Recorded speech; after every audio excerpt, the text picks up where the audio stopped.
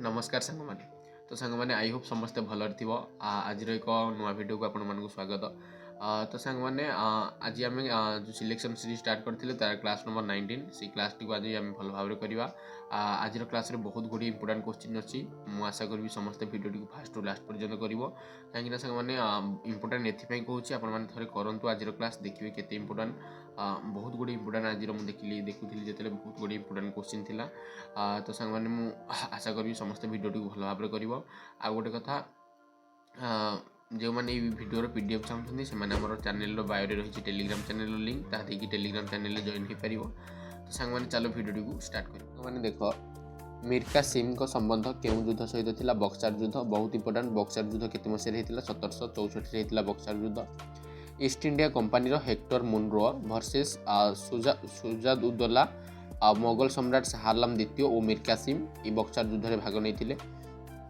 मैंने east India company जे नहीं Hector Munro आउ मैंने मिसिकी होता बक्सार युद्ध एने गोटे पटे ईस्ट इंडिया कंपानी ये हेक्टर मुनरो गोटे पटे ये युद्ध पर अलाहाबाद संधि होता अलाहाबाद संधि बहुत इंपोर्टाट केते मसीह होता अलाहाबाद संधि 1765 मसीह परवर्ती केउं तबलावादक अबाजी नाम परिचित अबाजी अल्सो नोन एज किए आलारा खां जी के अबाजी नाम परिचित आलारा खां पद्मश्री पाई 1977 साहित्य नाटक एकाडेमी पाई 1982 जेनिटाल हर्प्स गोटे भाइरस जनित रोग बा बीजाणु जनित रोग बीजाणु जनित किसी रोग जमी हेपाटाइटिस आउ पोलियो पोलियो आउ हेपाटाइटिस बीजाणु जनित रोग परवर्ती देखिए सांग माने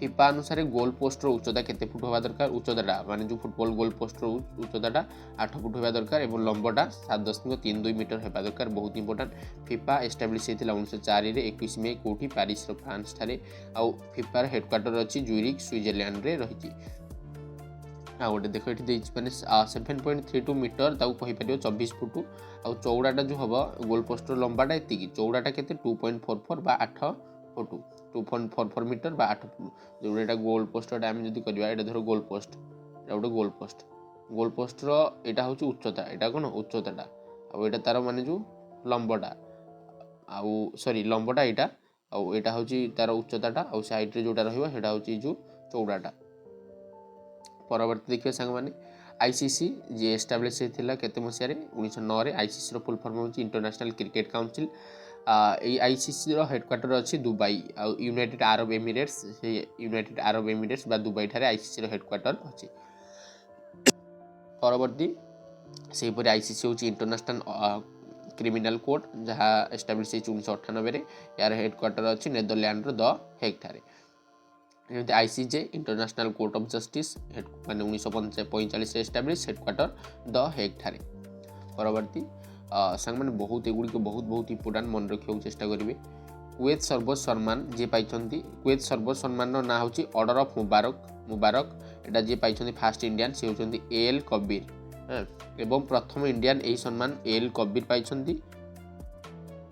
सम्मान हाँ प्रथम इंडियन जी की सम्मान पाई सी होती एल कबीर किंतु एबे जी पाई सी होती नरेंद्र मोदी परवर्ती धातु और अम्ल मिसिले कौन सृष्टि होता है लवण और हाइड्रोजेन सृष्टि होता है परवर्ती संजीवनी योजना 2024 एटा दिल्ली सरकार द्वारा ब्रोडुल चोटन स्तूप केउंठी अच्छी सिक्किम रे टॉर्च गाड़ी लाइट अवतल दर्पण हाँ सॉरी टॉर्च गाड़ी लाइट सेलून एवं हेडलाइट ये क्यों दर्पण लगी था टॉर्च हो गाड़ी लाइट हो सेलून माने जो आम हेयर कटिंग करता आ हेडलाइट ये कौन कौन माने ये क्यों दर्पण लगी था अवतल दर्पण जहाँ को अभिसारी दर्पण कही पार अल्प संख्यक लोकंकर धर्म और भाषा क्यों धारा रही धारा 30 राज्यर परिभाषा धारा 36 रही किसी शिक्षा संस्थार धार्मिक शिक्षा और उपासनार स्वतंत्रता धारा 28 रही परवर्ती समस्त नागरिक धर्म प्रचार अभ्यास धारा केते रही 25 नेशनल फार्मर्स डे जो माने कृषक दिवस केते डिसेम्बर 23 तारिख रे आउ एटा जो कृषक दिवस डिसेम्बर 23 तारिख रे पालन करा जाउची ता पीएम चौधरी चरण सिंह को माने जो थिला बर्थडे तांकर जन्मदिन थिला से जन्मदिन रे फार्मर्स डे टा पालन करा जाय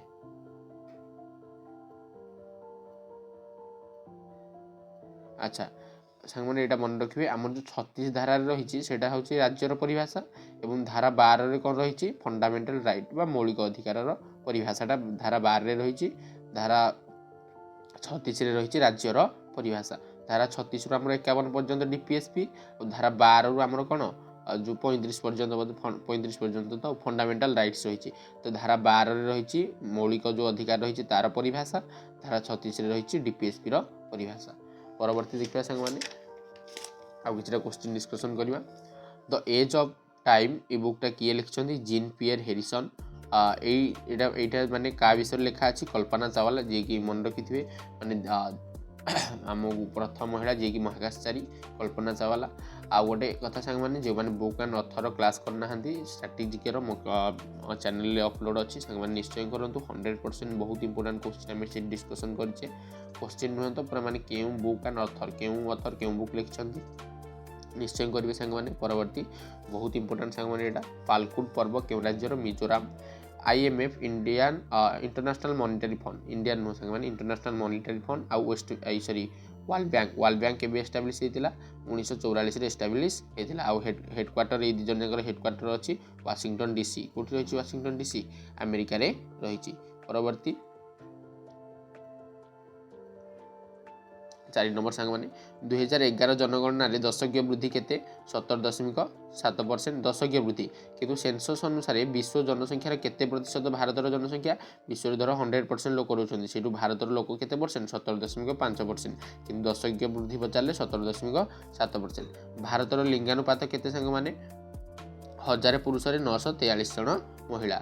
ଆଉ ସର୍ବାଧିକ ରାଜ୍ୟ ମାନେ 2011 ଜନଗଣନା ଅନୁସାରେ ସର୍ବାଧିକ ଲିଙ୍ଗାନୁପାତ ରାଜ୍ୟ କିଏ? କେରଳ। 1000 ପୁରୁଷରେ 1084 ମହିଳା। 1084 ସାଙ୍ଗମାନେ, 1084 କିମ୍ବା 94 ସାଙ୍ଗମାନେ, ଏଇଟା ବୋଧେ ମନେ ପଡ଼ୁନି ଠିକ୍ରେ, କିନ୍ତୁ 84 ମୋତେ ଲାଗୁଛି ସାଙ୍ଗମାନେ ଏଇଟା। କମ୍ ଲିଙ୍ଗାନୁପାତ ରାଜ୍ୟ ହରିୟାଣା 879 1000 ପୁରୁଷରେ। ସର୍ବାଧିକ ୟୁଟିରେ ଲିଙ୍ଗାନୁପାତ କିଏ ଅଛି? ପୁଡୁଚେରୀ। 1000 ପୁରୁଷରେ 1037 ସ୍ତ୍ରୀ ବା ମହିଳା। କମ୍ ମାନେ ୟୁଟିରେ କିଏ ଅଛି ଲିଙ୍ଗାନୁପାତରେ? ଡାମନଡିଉ। 1000 ପୁରୁଷରେ 618 ଓମେନ୍। ପରବର୍ତ୍ତୀ ଦେଖ ସାଙ୍ଗମାନେ, ବର୍ତ୍ତମାନ କେନ୍ଦ୍ର ସରକାର ଲଞ୍ଚ କରିଥିବା ଇଣ୍ଟର୍ନସିପ୍ ତା ନାଁ ହେଉଛି PM ଇଣ୍ଟର୍ନସିପ୍। କରେଣ୍ଟ ଆଫେୟାରର କ୍ୱେଶ୍ଚିନ୍ ଥିଲା ସାଙ୍ଗମାନେ। ପରବର୍ତ୍ତୀ ତାୱା ଡ୍ୟାମ୍ କେଉଁଠି ରହିଛି? ତ ସାଙ୍ଗମାନେ ଆଉ ଗୋଟେ କଥା ମଧ୍ୟ, ଯେଉଁମାନେ ଡ୍ୟାମ୍ ମାନେ ମେଜର ଡ୍ୟାମ୍ସ ଅଫ୍ ଇଣ୍ଡିଆ ସେଇଟା କରିନାହାନ୍ତି ସାଙ୍ଗମାନେ, ସେ ଭିଡ଼ିଓଟି ନିଶ୍ଚୟ କରିବେ ସାଙ୍ଗମାନେ, ବହୁତ ଇମ୍ପୋର୍ଟାଣ୍ଟ ଭିଡ଼ିଓ। ମାନେ କେଉଁ ରାଜ୍ୟରେ କେଉଁ ଡ୍ୟାମ୍, ସେ ରାଜ୍ୟର ନାଁ ଆଉ ଡ୍ୟାମ୍ର ନାଁ, ତ ସେଇ ଭିଡ଼ିଓଟି ଆମେମାନେ କରିଦେଇଛୁ ସାଙ୍ଗମାନେ। ଷ୍ଟ୍ରାଟେଜିକର ଇମ୍ପୋର୍ଟାଣ୍ଟ ଟପିକ୍ ଆପଣମାନେ ନିଶ୍ଚୟ କରିବେ। ଦେଖନ୍ତୁ ତାୱା ଡ୍ୟାମ୍ କେଉଁଠି ଅଛି? ଏମ୍ପିରେ ଅଛି, ତାୱା ନଦୀ ଉପରେ। ଗାନ୍ଧୀସାଗର ଡ୍ୟାମ୍ ଚମ୍ବଲ ନଦୀ ଉପରେ, ଏମ୍ପିରେ ଅଛି। ଇନ୍ଦିରା ସାଗର ଡ୍ୟାମ୍ ନର୍ମଦା ନଦୀ ଏମ୍ପିରେ ଅଛି, ଏମ୍ପିରେ ନର୍ମଦା ନଦୀ ଉପରେ। ରାଣା ପ୍ରତାପ ସାଗର ଡ୍ୟାମ୍ ଚମ୍ବଲ ନଦୀ ରାଜସ୍ଥାନରେ ରହିଛି। ଅନଙ୍ଗପୁର ଡ୍ୟାମ୍ ହକାରା ନଦୀ ଉପରେ ହରିୟାଣାରେ ରହିଛି। କୌଶल्या ଡ୍ୟାମ୍ ଯମୁନା ନଦୀ ବା ଯମୁନା ନଦୀ ଉପରେ ହରିୟାଣାରେ ରହିଛି। ରିହନ୍ଦ ଡ୍ୟାମ୍, ଯାହାର ଅନ୍ୟ ନାମ ମଧ୍ୟ ଗୋବିନ୍ଦ ବଲ୍ଲଭ ପନ୍ଥ ସାଗର ଡ୍ୟାମ୍, ତାହା ୟୁପିରେ ରହିଛି। ପରବର୍ତ୍ତୀ ରାଷ୍ଟ୍ରୀୟ ମହିଳା ଆୟୋଗର ଅଧ୍ୟକ୍ଷ ବିଜୟା କିଶୋରୀ ରାହଟକର। ତ ସାଙ୍ଗମାନେ ଏଇଟା କରେଣ୍ଟ ଆଫେୟାରର କ୍ୱେଶ୍ଚିନ୍ ଥିଲା, ଏଇଟା ଆପଣ ଦେଖିପାରିବେ ମଧ୍ୟ ଚେଞ୍ଜ କରିପାରିବେ ଯଦି କିଏ ଚେଞ୍ଜ ହେଇଥିବେ। ଦାନା ବାତ୍ୟାର ନାମ କେଉଁ ଦେଶ ଦେଇଥିଲା? କାତାର ଦେଶ ଦେଇଥିଲା। ହେନେରୀ ମୋସ୍ଲେ କେଉଁ ପ୍ରତୀକର ଉପଯୋଗ କରିଥିଲେ? ସେ ହେଉଛି ଜେଡ୍ ପ୍ରତୀକ। ତ ସାଙ୍ଗମାନେ ଆଜିର ଭିଡ଼ିଓରେ ଏତିକି କ୍ୱେଶ୍ଚିନ୍ ଥିଲା, ବହୁତ ଇମ୍ପୋର୍ଟାଣ୍ଟ କ୍ୱେଶ୍ଚିନ୍ ଏଗୁଡ଼ିକ ସାଙ୍ଗମାନେ। ନିଶ୍ଚୟ ଏହାର ନୋଟ୍ସ ବନାନ୍ତୁ ଏବଂ ରିଭାଇଜ୍ କରନ୍ତୁ, ଆପଣଙ୍କର ଆଗାମୀ ଏକ୍ଜାମ୍ରେ ଏହା ନିଶ୍ଚୟ ହେଲ୍ପଫୁଲ୍ ହେବ।